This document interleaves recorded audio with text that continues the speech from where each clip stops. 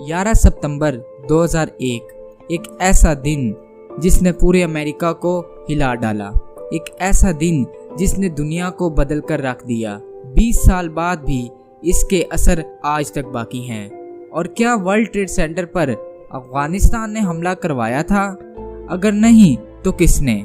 और हाँ दोस्तों, अगर आप इस चैनल पर न्यू हैं तो इस चैनल को सब्सक्राइब करें। तो चलें आज की गजब की वीडियो का आगाज करते हैं। Our fellow citizens, our way of life, our very freedom came under attack. Oh my God. In a series of deliberate and deadly terrorist acts. Of the Pentagon.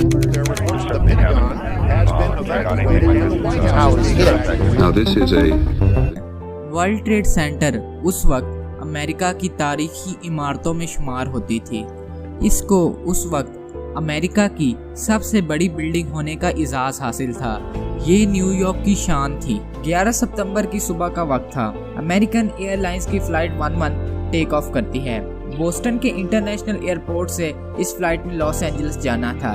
करीब 92 लोग इस हवाई जहाज में सवार थे, जिसमें 5 क्रू मेंबर जबकि 81 पैसेंजर थे।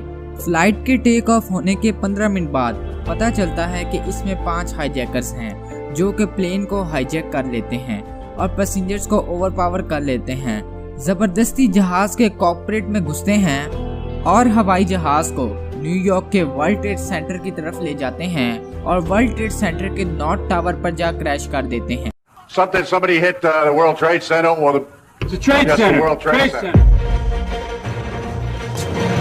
It's 8:52 here in New York. I'm Bryant Gumbel. We understand that there has been a plane crash on the southern tip of Manhattan. You're looking at the World Trade Center. ये crash सुबह के 8:46 पर होता है। उस वक्त के US president George Bush Florida के एक स्कूल का टूर करने जा रहे थे। रास्ते में थे वो तो उनके चीफ स्टाफ को व्हाइट हाउस ने बताया कि America is under attack. Bush को यकीन नहीं होता। वो कहता है ये हो ही नहीं सकता, जरूर पायलट को हार्ट अटैक आया होगा, इस वजह से ही प्लेन क्रैश हुआ होगा। इसके सिर्फ 17 मिनट बाद पता चलता है कि यूनाइटेड एयरलाइंस की फ्लाइट 175 को भी हाईजैक कर लिया गया है। 5 हाईजैकर्स ने फ्लाइट 175 को भी हाईजैक कर लिया था और इसको वर्ल्ड ट्रेड सेंटर की तरफ ले जाते हैं और साउथ टावर पर जा क्रैश कर देते हैं। दूसरा क्रैश दूसरे टावर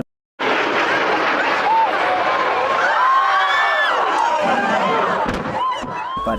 जॉर्ज बुश उस वक्त एक स्कूल में बच्चों के साथ रीडिंग एक्सरसाइज कर रहे होते हैं तो उनका चीफ स्टाफ आकर उनको बताता है कि अमेरिका इज अंडर अटैक। अगले 7 मिनटों में ये खबर आग की तरह पूरी दुनिया में फैल जाती है।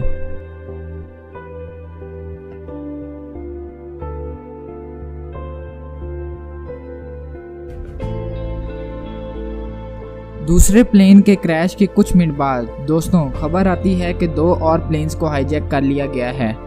जी हाँ नाजरीन, पहली अमेरिकन एयरलाइंस की फ्लाइट 77 जो कि वाशिंगटन के इंटरनेशनल एयरपोर्ट से टेक ऑफ हुई और लॉस एंजल्स जा रही थी।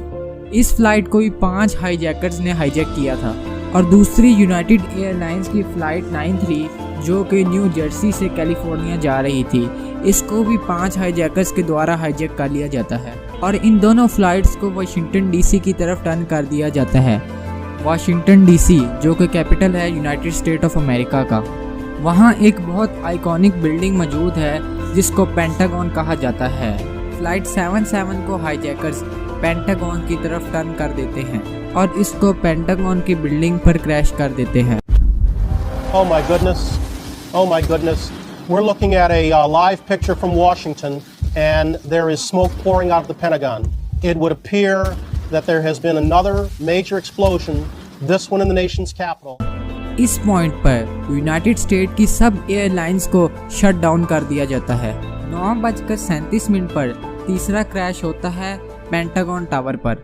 तीसरे क्रैश के 22 मिनट बाद तकरीबन 9:59 पर साउथ टावर पर जो प्लेन क्रैश हुआ था, इसकी वजह से वहां भयंकर आग लग गई थी पूरी बिल्डिंग में। आग और क्रैश की वजह से बिल्डिंग का स्ट्रक्चर वीक हो गया था। स्ट्रक्चर वीक होने की वजह से पूरी बिल्डिंग ही कोलैप्स कर जाती है।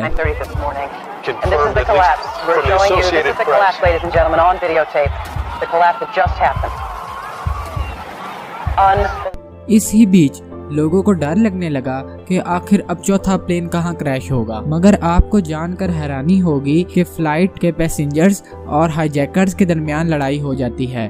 तो इस लड़ाई की वजह से प्लेन क्रैश हो जाता है एक फील्ड पर। नाजरीन, इससे साबित हुआ कि पैसेंजर्स की बहादुरी की वजह से बहुत सी कीमती जानें बच गईं। मगर अफसोस प्लेन का कोई पैसेंजर बच ना सका। सुबह के 10:28 पर नॉर्थ टावर भी कोलैप्स कर जाता है। नाजरीन, आपको जानकर हैरानी होगी कि एक रिपोर्ट के मुताबिक पता चलता है कि 3000 लोगों से जायद इस हादसे में मारे गए, जबकि 6000 लोगों से जायद बुरी तरह इस हादसे में इंजर्ड हुए। इस हमले के पीछे सस्पेक्ट किया जा रहा था उसामा बिन लादेन को कि उसने ये हमला करवाया है। मगर कुछ दिन बाद उसामा स्टेटमेंट देते हैं कि मैं इस हमले में रिस्पॉन्सिबल नहीं। मगर 2004 के यूएस इलेक्शंस में इस इंसिडेंट के 3 साल बाद इसकी एक स्टेटमेंट मंजरे आम पर आती है और इसने इसमें साफ तौर पर कहा होता है कि अमेरिका पर इसी ने अटैक करवाया है। इस स्टेटमेंट में वो हमले की साफ वजह बयान करता है। अमेरिका जो इसराइल को सपोर्ट कर रहा है, लिबनान में जो मुसलमान के खिलाफ हो रहा था उसको सपोर्ट कर रहा है, सऊदी अरेबिया के साथ जो कोलैबोरेशन कर रहा है यूएस। ऐसे बहुत से रीज़न बताए उसामा बिन लादेन ने कि उसने अमेरिका पर क्यों हमला किया। उसामा के कॉन्फ्रेंस करने के बाद मई 2011 में इसको मार दिया जाता है। तो ये था वर्ल्ड ट्रेड सेंटर का अफसोसनाक वाकया, जिसको हम 9/11 भी कहते हैं। दोस्तों, मैं उम्मीद करता हूँ कि आपको ये वीडियो पसंद आई होगी। अगर आपको ये वीडियो पसंद आई हो तो प्लीज़ इसको सब्सक्राइब करें और बेल आइकन को भी ज़रूर हिट कर दें। अल्लाह हाफिज़।